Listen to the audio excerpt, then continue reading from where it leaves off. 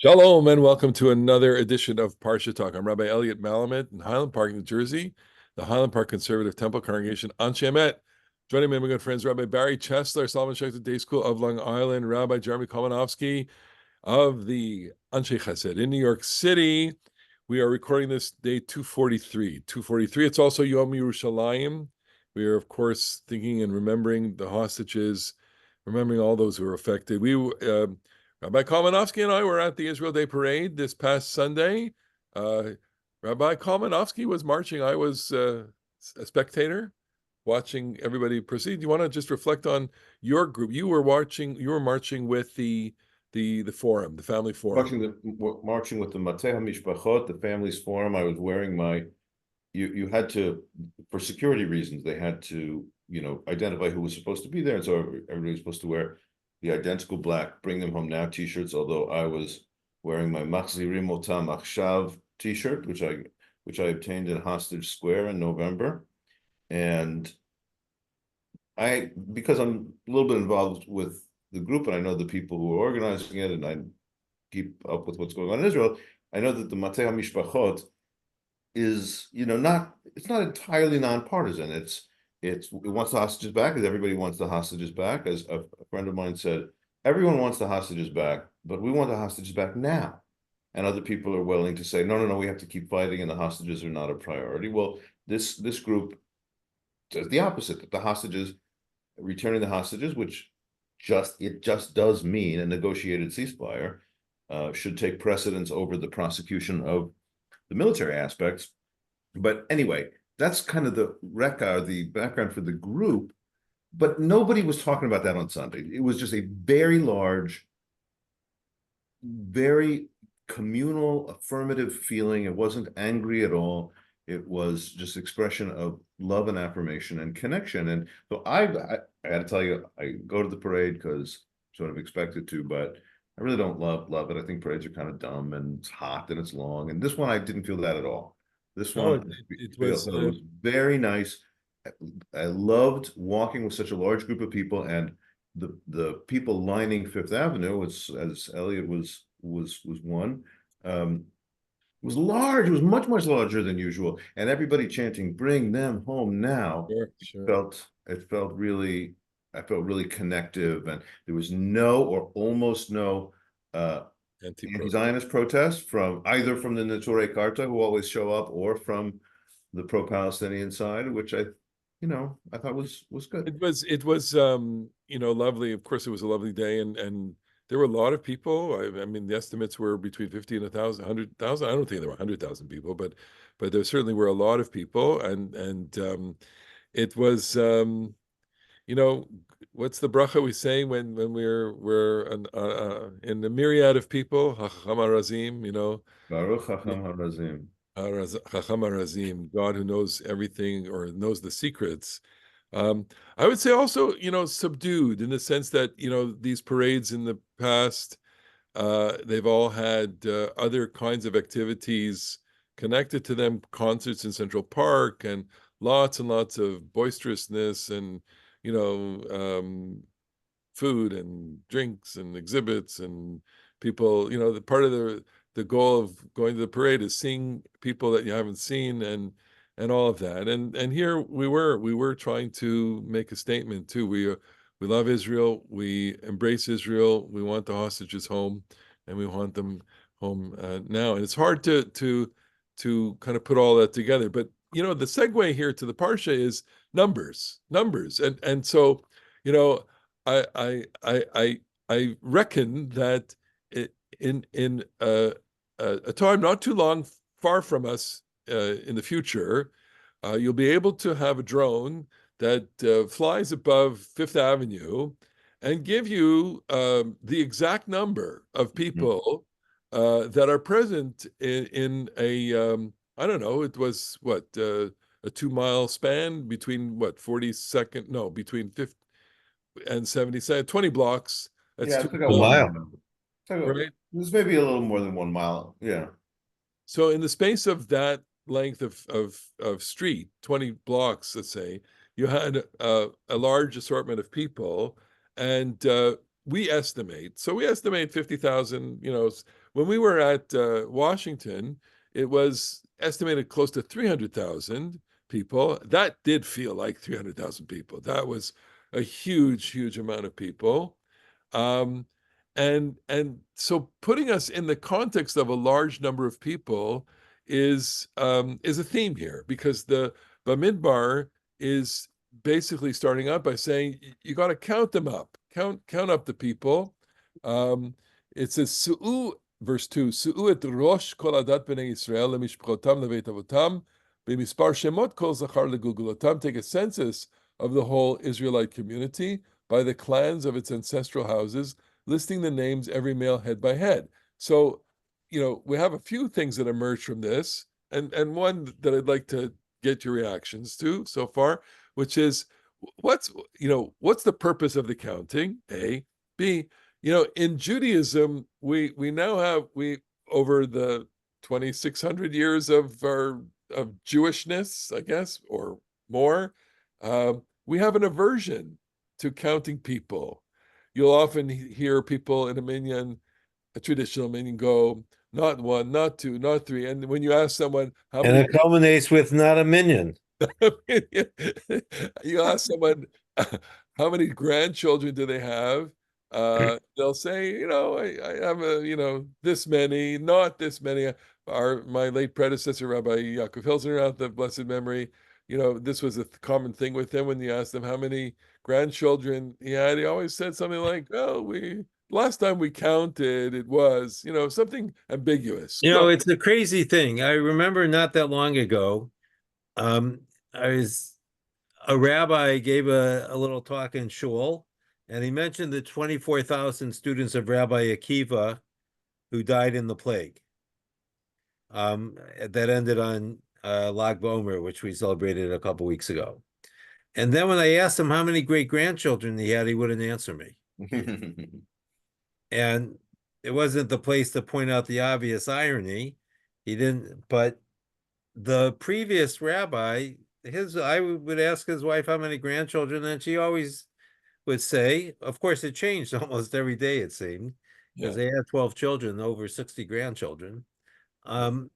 But I wanted to come back with what you said. So here, clearly, the point is to muster an army, that the people that are counted are the males who can serve in the army, and later we'll get the Levites that will perform the sacred service, which will include the moving of the Ohel Moed and the Mishkan when they have to break camp and set it up again.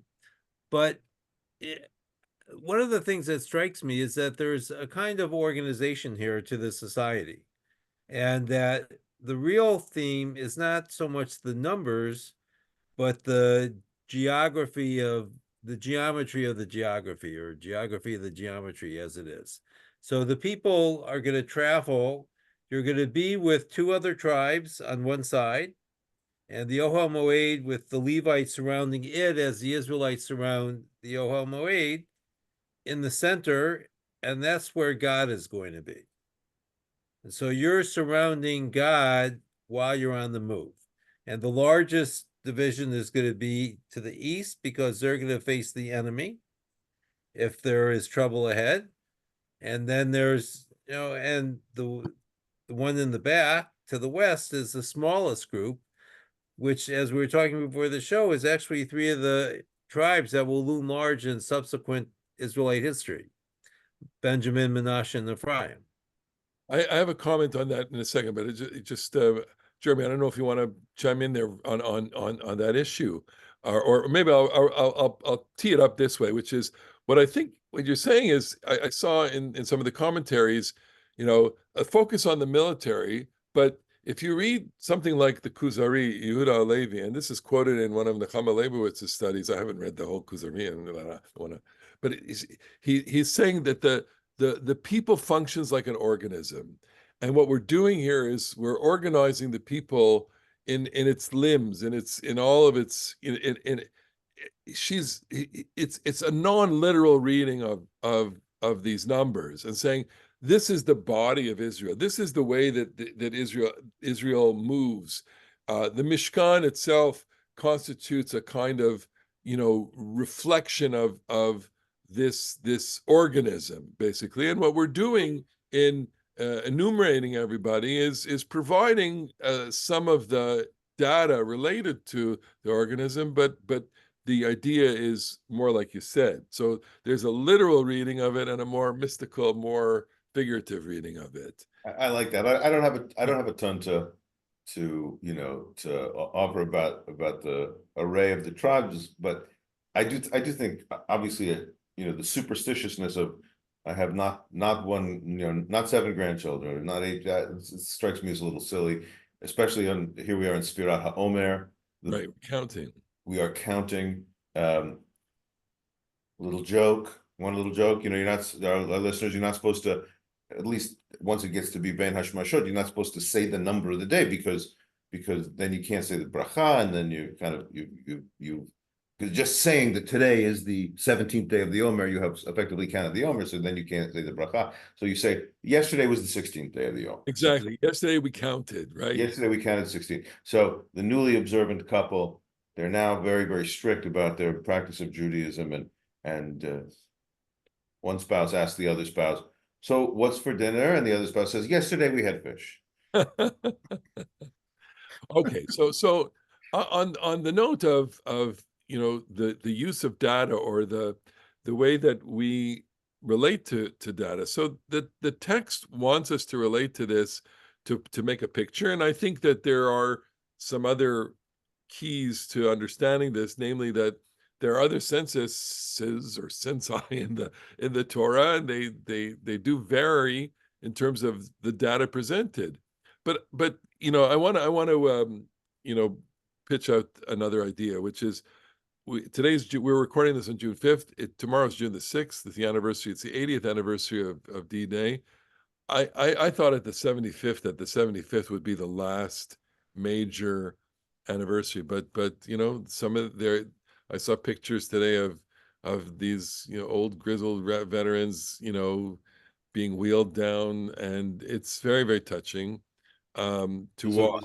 There was a woman in my morning minyan. She comes very, very often, and she just a couple weeks ago marked yahrzeit for her father, who was she said he was a little bit older than the other soldiers. He was like 30, but he was there on H hour on D-Day. She said he was like, because he was a little bit older, he was kind of a dad figure. His name is Shabtai Chaim Cinnamon. Let's say his name, and he was there H hour D-Day. So I'm preparing some material on this. So I just want to throw out a few statistics since we're talking about statistics. According to the Dwight D. Eisenhower, presidential site, there were 7,000 ships, 195,000 naval personnel from 8 countries, 133,000 troops from the U.S., the British Commonwealth, allies landed on D-Day. 133,000 troops, okay? Landed on D-Day? Because landed on D-Day, on D-Day. There were second waves. There were second and third waves. But it's not, it doesn't break it down into D-Day plus 1 or et cetera. So it's the total force is 133,000. Casualties, 10,300. 10,300. And then that's deaths. That's not casualties. Casualties from these countries during the landing number 10,300. By June 30th, it says 850,000 men, 148,000 vehicles, 570,000 tons of supplies had landed. So D-Day plus, I guess, in the 2024, 23, you had 850,000. So 133,000 were the force, okay, and 850,000 added. So so when you there's I just tried to do a little Jewish research on this and ask Google how many Jews are estimated to have landed on Normandy on the beaches. It's 4,000. 4,000 Jews were participated. Indeed, among them, that individual in Europe. And I think I may have had in my shul a few D-Day veterans. They're certainly, familiar with that. And of course, in my family, I think one of my mother's late a friend's late brother. He was killed, a Canadian soldier, Canadian Jewish soldier, Joel Gertel. What's his name? Joel Gertel is Gertel or Gertel. He is buried in the Canadian cemetery in Normandy. He was killed, or he was wounded on D-Day, and he died shortly thereafter. I'm looking at a My page. uncle was supposed to be there, but he had been injured a week or two before and was in a hospital. Yeah. And 90% of his unit was killed. Yeah. So And he wrote this letter to my mother about how upset he was, but he told his kids when they were growing up that he was actually there. yeah. So it works out to, I mean, statistically, and this is the problem with statistics, that so if there were 133,000 who were part of the force and 10,500 were killed, so No, that, no, I'm looking at this dday.org, and yeah, on June 6th, 4,426 men died. Now, if 130,000 landed, 4,000 is an 4%. incredibly small percentage killed.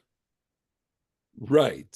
That's, So I mean, I'm a little stunned by this, because I saw Saving Private Ryan, I, and there's people were dying at a very high rate. well, so the Dwight Eisenhower site is 10,000, but casualties can Could mean mean injured. Casualties is not the okay, same. fine. Yeah. So between 0.4% and almost 1%, there was just less than 1% were casualties. Of that, maybe 4/10 of them were actually killed. The point is, look at, when how do we frame the conversation? We the only way that we can talk about this in statistical terms is through the numbers.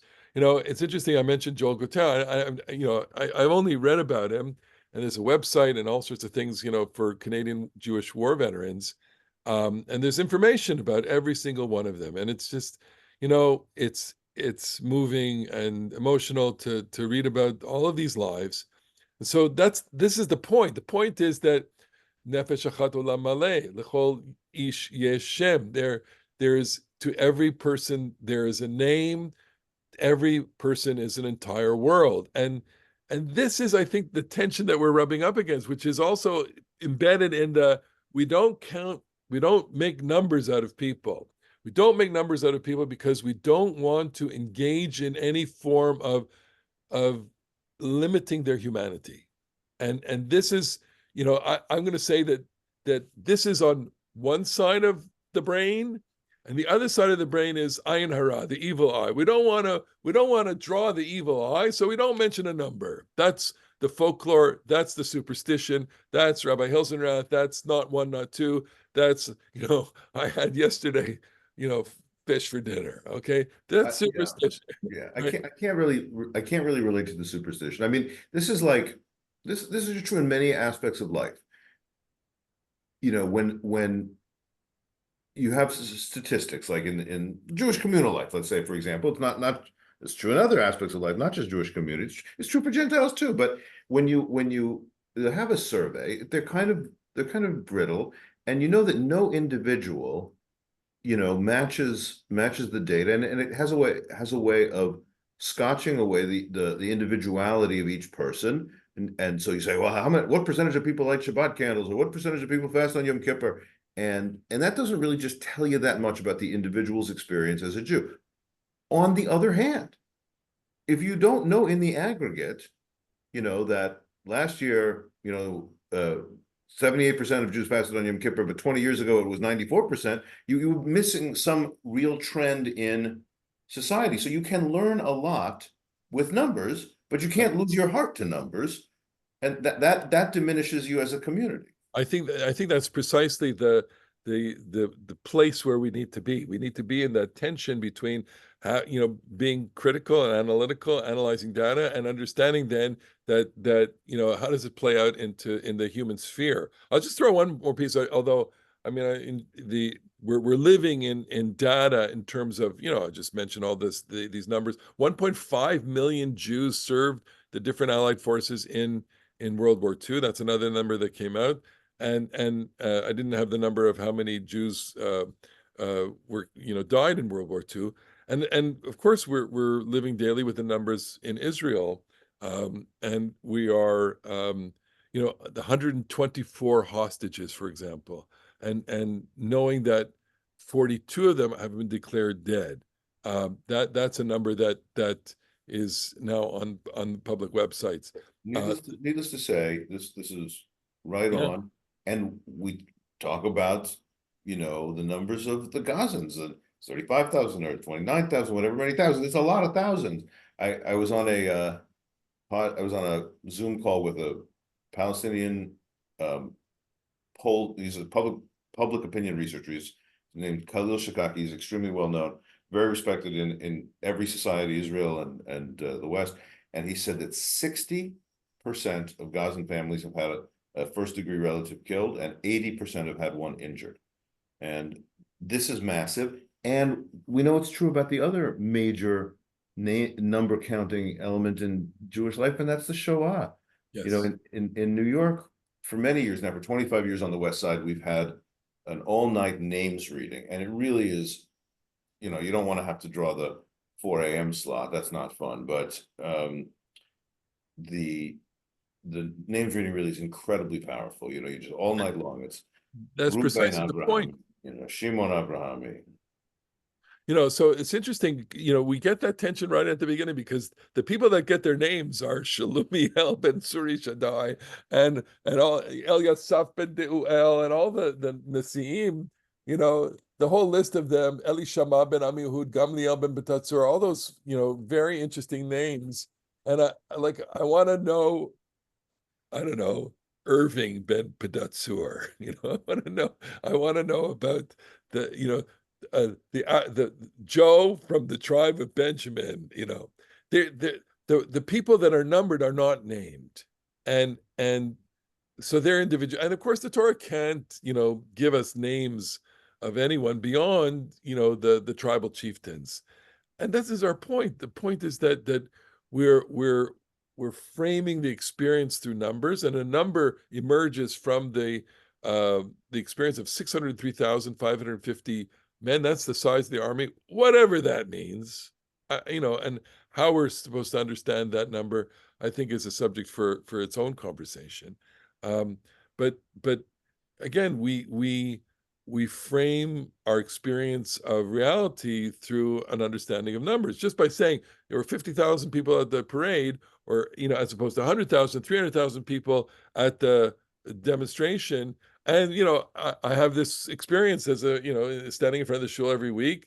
It's how many people in the shul? Well, this week we got 60 people, 80 people, 100 people, 120 people, 240 people, etc. I don't count everybody. I have this idea that this week there were more, last week there were less. Why this week? That, and we kind of go up and down on a graph in our minds, in terms of all of this data. It's important in that respect. I don't know if you want to. Well, let's just look at the first verse of the Haftarah for a second. Yes, go ahead. I'm just turning to it. What chapter is the first chapter of Hosea? Hosea Vayami Spar, yeah. Yeah. What is it? Chapter 2, I think it is. Chapter 2. The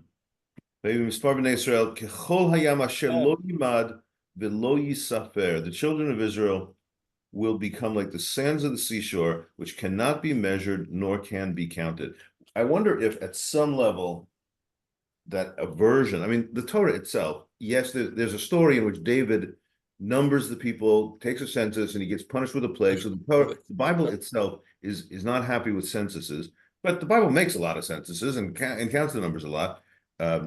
I wonder if, and Abraham got the promise, and Hosea just repeated it. Abraham in Genesis got that promise, and Hosea, this week's Haftarah, repeats it, that ultimately you will be so abundant you cannot be numbered. Yes. And so I wonder if at some level the aversion to numbering is almost like saying, yeah, we're still kind of scanty, as a people. We'd like to be more. So if I tell you that there are 100 people in shul, okay, so this is the ironic piece of reality, which is here we are, the population of the Jewish people throughout the world today is what, 15 million, 16 million? Okay. So by all statistical kind of extrapolation, we should be in the hundreds of millions, but we're not. Okay. I was just I listened to a podcast this week from this Israeli futurist named David Pasig, who estimates that by the end of the 21st century or the later half, the number of Jews in the world will be 24 million, of which 20 million will reside in Israel. Now that's an interesting piece of data, right? 24 million is the projected population, like That's in 75 years. something like even less than 75 years. And it's clear right now we're at 45% of Jewish population is in Israel itself. We are reaching the tipping point where the majority of Jews in the world will be living in Israel. That is very much in our, that's in the next decade. That it may be sooner than that. And this has enormous repercussions in terms of what the future of the Jewish people is. Yeah. And look, we're all of us. I mean, we got to just put the elephant in the room and talk about it. We are in the conservative movement. The conservative movement is experiencing its contraction in terms of population. Some areas there are pockets of growth here and there, but our demographics are we're aging, we're shrinking, we're contracting, and that's Well, I mean, but a long Elliot, you have to keep in mind that the alternative to aging is also not good. yeah, and physically, of course, we would all love to contract a little bit. So Well, maybe I'm going to get a little poetic and say we're contracting, but the contractions are now 3 minutes apart, and so now we got birth coming. yeah. So who knows, how these cycles will shift in Judaism. And of course, how to make a projection population, notwithstanding, unforeseen circumstances and calamities, God forbid. We had a pandemic from 2020 till I don't know when, and yeah, that was a body blow to a few populations. Right. So as long as we're talking statistics, among the more interesting ones for me is that there were roughly 18 million Jews in the world at the beginning of World War II, and Yeah. we have not caught up. Right. On the other hand, even allowing for immigration as opposed to natural birth, the United States has more than doubled in size since then. Right. There's something about Jewish life. I mean, first of all, I think that we often don't fully appreciate the numerical tragedy of the Holocaust, but it's also hard to figure out what can be done. Well, This is a reminder of that Elliot, you talked about the rabbinic statement that every single life, kol hamekayem nefesh achat, means every single life is equivalent to the whole world. And in that same passage in the Mishnah, it says that when, if God forbid you end a life, you not only end one life, you end, you snuff out all the potential lives that person would have ever had. Because when Cain kills Abel, God says to him, "Kol demei achicha," all the bloods. Grammatically, blood is simply a plural word in Hebrew, but all the bloods of your brother cry out to me from the earth. So you not only just snuffed out him, you snuffed out all the generations, and so from the Shoah, all of those. That's the great tragedy. I mean, in addition to people, the tragedy that it was, it's compounded by the fact that here we are 80 years afterwards, and we're missing a third of our people and the potential descendants thereof. There was what is it, Frederick Brenner, the photographer. I think he has a book of photographs, or at least maybe it's an Israeli photographer, as survivors and their descendants. And these are amazing photos of families surrounded by their next of kin, by their children and grandchildren. They're remarkably evocative photos where you see, the survivor grandparents and their dozens of descendants, and this is their victory. On the contrary, though, it's a reminder of what was lost, the potential that was lost. And so data does this to us. We tell stories through numbers, and in a way, the book of Bamidbar, it starts quite dryly with this, but I want to find, I don't want to say the music of it, but I think there's a story here, and there's a lot of stories. There are a lot of stories here. Yeah, I mean, another one that comes up in the Parsha, by the way, is like one of the features. It seems like at some early level, and you can see this in the story of Shmuel, which we read on Rosh Hashanah, that firstborns, physical firstborns, were the priests in whatever family, from whatever tribe they were at. And then in our Parsha, the Levites, because of their, moral excellence or their devotion to, they're not worshiping the golden calf or whatever, the Levites replace the firstborn, and I as priests. And I think that at one way this works in the Torah, it seems to me, is that being firstborn in the Bible times is seen as like you're just the biggest and the strongest, and you have the most outward power, and you probably have the most economic power. And by replacing them with Levites, the Bible seems to me to be saying something like apparent power gets undercut by like the not so visible but more important moral power or religious power or something like that.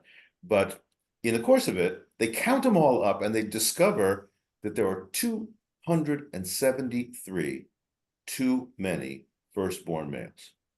There are 273 more than there are a total number of Levites. And so they have to do this pidyon, where they sort of buy their freedom for the extra 273 guys. But to me, there's something a little interesting going on about that in a halachic kind of way, in a detail-oriented kind of way, the Torah wants to know, not just you group of people and you group of people. If you put them all together and just looked at them all, you wouldn't notice that this one is 22,273 and this one is merely 22,000. They would look the same. But we're not satisfied to just have them look the same. We want to count each and every last person, make sure that each and every last person is participant in this transformation. So I think maybe that's another way in which the data shows up. Absolutely. The data tells a story, and it tells a deeply human story in terms of, how the people is composed and how it's organized. I mean, that's what it's trying to do. And yet underneath the surface is this kind of the sense of danger or this risk or this sense that, now that we know this data, we know this information, it's something that we want to conceal. You don't want to tell your enemy how big your army is. You don't want to tell you don't want to say how many tanks you have, how many soldiers can, they know, but you don't want to make it official because it just invites calamity, I suppose. Anyway, there's lots to think about from what appears to be a dry parsha. It's not at all. And there's even more. And we simply scratch the surface here as we wind this down. I want to thank you for watching. How many views did you get last week, Barry? Over 200. 200 views on Facebook and more on the various other platforms, including the Camp Ramah and the Berkshires Flower. Big shout outs there to Mitch Ernick ready to start. Yeah. No, but Barry, you have to say something like, how many views? I got almost as many views as the extra number of firstborn sons. There you go. Of the Levites. There you go. But were they quality views?